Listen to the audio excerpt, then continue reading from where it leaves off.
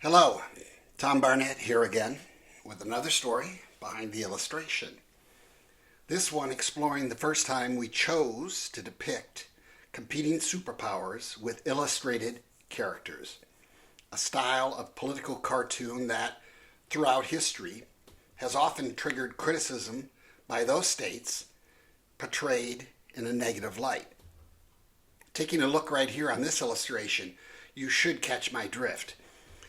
There is the issue of us choosing to portray America in human forms while depicting Russia, China, and India in animal forms. So, what's the story behind this illustration? The goal of this segment was to explain how American behavior since the end of the Cold War had set a precedent that other superpowers had subsequently taken up in terms of their own behavior, namely America's frequent decisions to play world policeman. By engaging in regime change against opponents deemed serious threats to world order, Washington had modeled behavior, in effect telling other risen or rising superpowers how one goes about establishing and enforcing order in a region of crucial interest for America since the Cold War's end, that being the Middle East. So how to capture all that in a single image?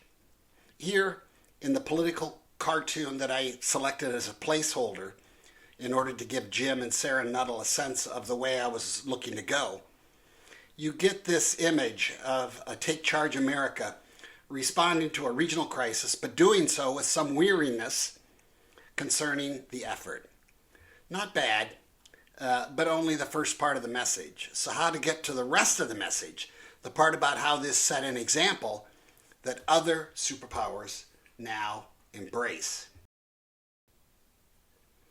So you go back to those classic political cartoons of the 1700s, 1800s, during the age of imperialism, where you would see groups of great powers, mostly European, portrayed, like this French cartoon where Germany's Bismarck is overseeing Europe's figurative carving up of the African continent, represented here by the cake. Or this one where the European powers are similarly slicing up China, also depicted as a cake. So very passive, obviously. Notice the Uncle Sam type figure to the right here, evincing content with his more modest dessert called Cuba.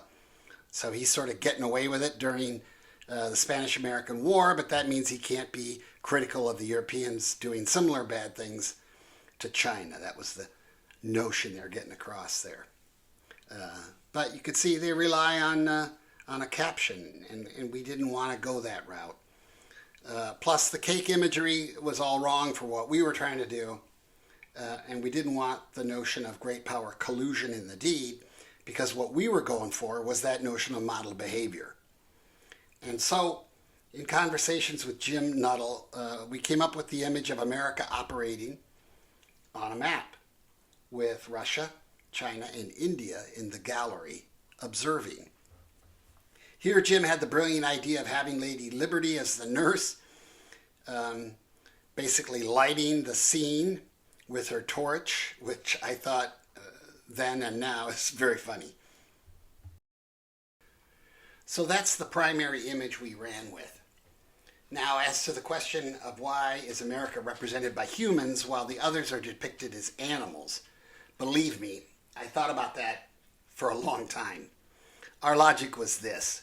Going with the bald eagle for America here would have been awkward. Just too odd an anthropomorphic representation for the situation at hand. I mean, how does the eagle operate with its wings? Plus, that would leave Lady Liberty as the sole human, and I really liked her as an image in the whole package. So why not pair up Uncle Sam with her? As for Russia, China, and India, once you go down the human representation path, you either do a caricature or you go with a famous leader representing individual countries. I really didn't want to date the cartoon with the latter. I mean, if I put Putin in there and he dies tomorrow, that's no good. Then there's the problem of recognizability. I, for example, can't figure out who that woman is representing the UK. It doesn't look like Theresa May. It doesn't look like Liz Truss. I just don't get it. Worse, if you go the caricature route, like on the left, you risk going with some cultural representation that is demeaning or even racist. Much easier to get things wrong doing that. So better to go with the classics. Russia as bear, no competition. China as dragon beats the panda alternative and is far more the classic image. For India, the national animal is the Bengal tiger. The competition there is the elephant, but that gets confusing for a U.S. audience used to seeing that as the Republican Party's image. So I think all solid choices here, in my opinion, given what we needed to accomplish. I did advocate for some Easter egg-like tidbits, knowing they'd be, pretty darn small in the final image that viewers would come upon, but we still wanted to do it. Like giving the Russian bear here those famous caterpillar eyebrows of Soviet leader Leonid Brezhnev. So very cool stuff for this Cold War baby. Going further down that customization path, during our Red Team review on this illustration, our reviewers advocated a Chairman Mao pin for the dragon and a Nehru, that's Nehru, jacket for the Indian tiger. You could see there was a spell check mistake there on the note. They also wanted to fill in the blank spaces with additional medical machinery. Then there was the faux pas of having Uncle Sam messing around with Turkey when the obvious target on this map of the Middle East was Iraq and Syria. That was a great catch by our reviewers. Which gets us to the final version, which really works for me. You've got Uncle Sam and Lady Liberty diligently at work, surgically altering the Middle East.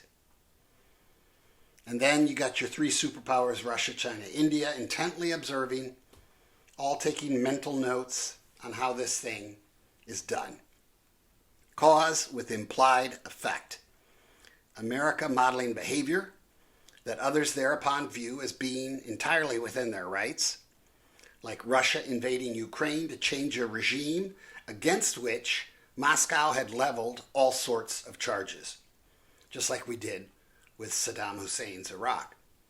Looking back at this one, I think I might have asked Jim to have the Russian bear actually writing in a notebook.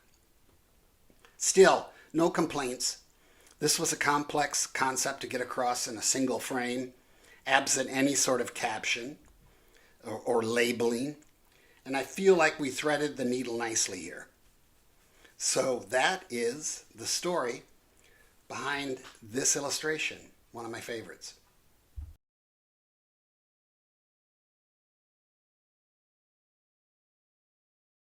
As always, we love it when people buy the book, when they recommend the book, when they praise the book online. I and my Throughline colleagues, we feel very passionate about this work. Please consider subscribing to my Substack newsletter, and see you next time, next illustration.